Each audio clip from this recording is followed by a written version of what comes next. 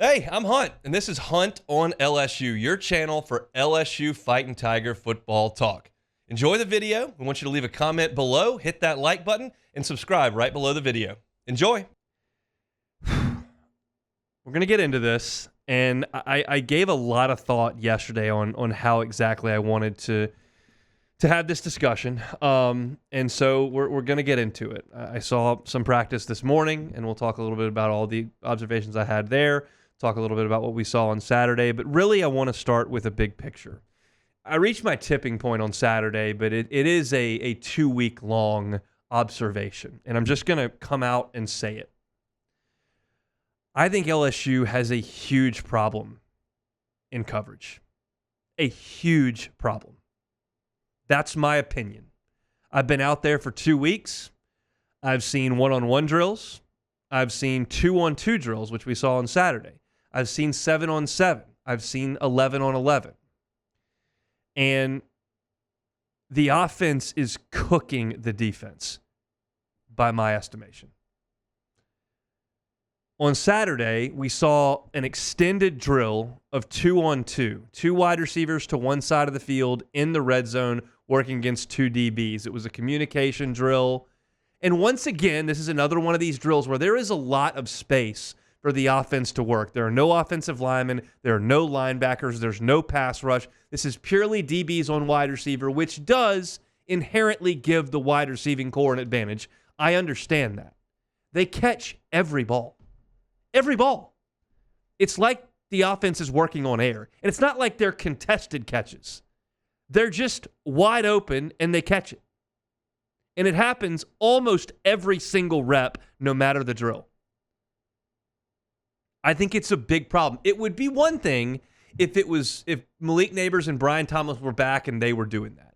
It'd be one thing if it was only Kyron Lacey making plays. It's not.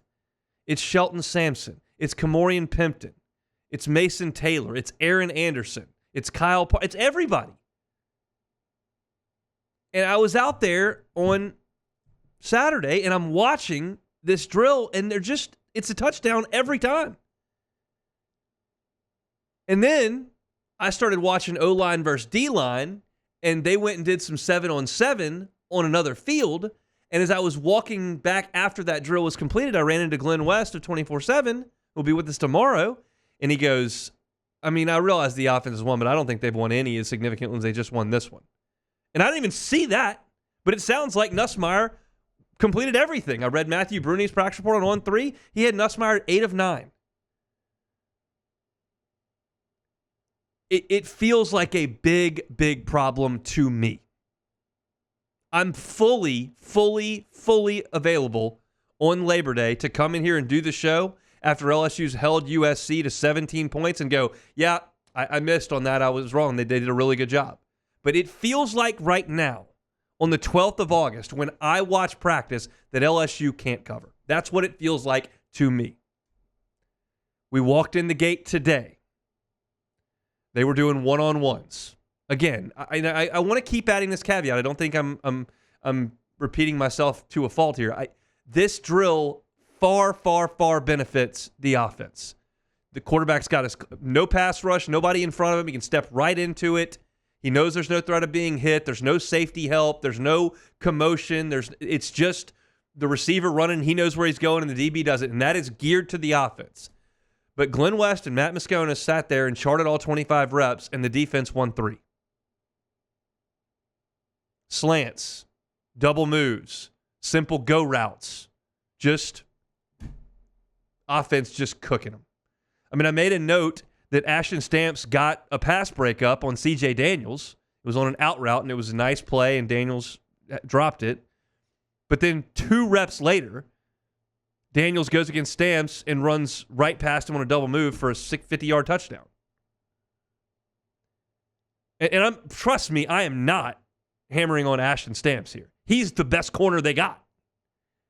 But no matter what corner they put out there, it feels like to me the wide receivers are just wrecking them every single time. Now, we'll say this, and this gives me a little bit of solace. This is why I'm not sitting here saying, this is a 6-win football team. They can't cover. I'm not saying that because I'll tell you this. The little bit of 11 on 11 that we have been able to see, and we don't see very much of that. Most of what we see is a lot of one-on-one stuff, whether it's in the pass rush on the line of scrimmage or in the secondary with the wide receivers. A lot of it's one-on-one, but we've seen a little bit of 11 on 11. When they get into 11 on 11, the defense does a better job, and that is to be expected, obviously. You create a pass rush. There's more commotion on the field. You've got help. You can disguise coverages. You can do a lot more things 11 on 11 than you can one-on-one. But in some instances, the game does turn into one-on-one, and I just don't feel like LSU has the guys to go out there and cover. That concerns me greatly. A lot of people were terrified about the defensive front, and I've got my concerns there as well, but Jacoby and Guillory has had a really nice camp. And I was charting pass rush drills today. Savion Jones got by Will Campbell on a speed rush. It was a great move. Braden Swinson had a couple of really good reps. He beat Emory Jones on a speed rush. Then he bullied Ori Williams back there and did a good job. I've seen some really good stuff from the defensive front. Kalaj Cobbins looks fantastic as a true freshman. He's done a great job in pass rush drills. Deshaun Womack had a nice win today. And I think LSU's going to be good at linebacker. I've said that a number of times. Corner is a problem to me right now, and it's a big one in this era of football. If I thought everybody was going to run the triple option or the veer, we wouldn't really worry about this. But everybody lines up in the spread with 4 wide receivers, puts all your cornerbacks out there, and creates a ton of space. And I just don't know if LSU right now is equipped to fix that. I could be overreacting. I'll leave that door open. But I'm here from 1 to 3 to go out to practice and tell you what I see. And what I see when I go out to practice is a wide receiving core and tight end group that is running circles around this secondary. That's what I'm seeing.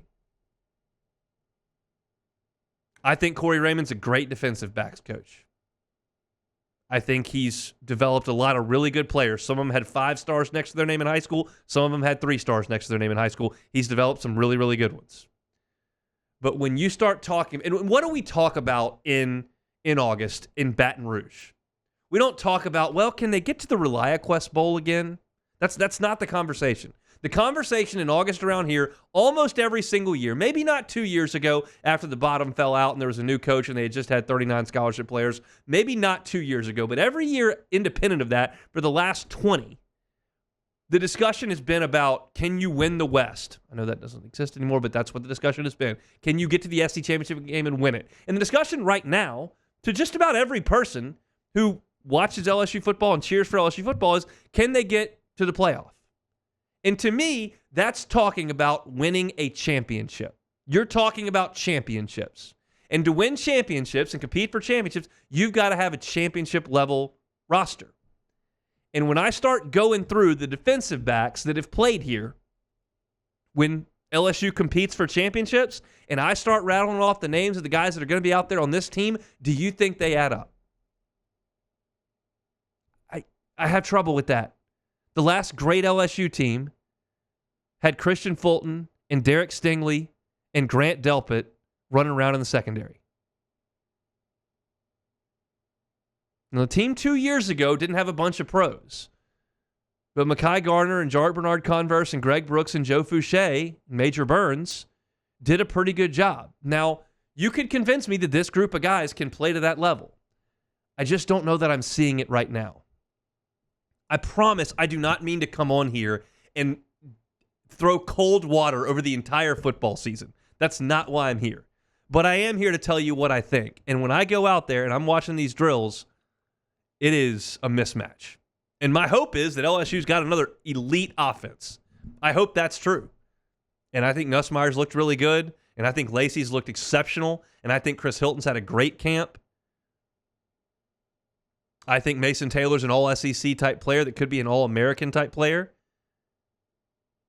And maybe I'm skewed because of that. That's what we were talking about last year. They've got time to improve. They've got a really good coach, and they've got some good athletes. I'm concerned. I'm officially concerned based on what I see when I go out there. I'll leave you with this, which diminishes my point a little bit, but you can call it leaving the door open. You can call it, backing off your point if you want, but I'll reiterate this piece. They're better when it gets to 11 on 11, and maybe that's a better representation of what we really need to be evaluating. Maybe those drills with 2-on-2 and 1-on-1 are just so heavily skewed toward the offense that it's going to look that way no matter where you go in camp. Maybe that's the case. And maybe you have a little bit of PTSD from watching this last year and then seeing what we saw on the field in the games. Maybe when you get a better pass rush, you get 11 guys out there instead of 2. Maybe when you do that, this equalizes and my analysis is incorrect. And trust me, I want badly for my analysis to be incorrect. You all are very well aware of that. I would much rather LSU win games and me look like an idiot than me get this right and LSU lose 5 games, okay? Let's get that abundantly clear. But I'm also not going to go out there and watch that and then come in here and go, man, this offense rocks. Defense giving up studs. Fine. This offense is so good. Going to be number 1 offense in the country. I'm just not. I'm going to tell you what I think from going out there. I think they got some issues in the secondary. Hopefully, I'm wrong. Hey, thanks for watching Hunt on LSU. Before you get out of here, do us a couple of favors. Hit that like button, leave your comments below, and subscribe to the channel for all your Fighting Tiger football talk. See you next time.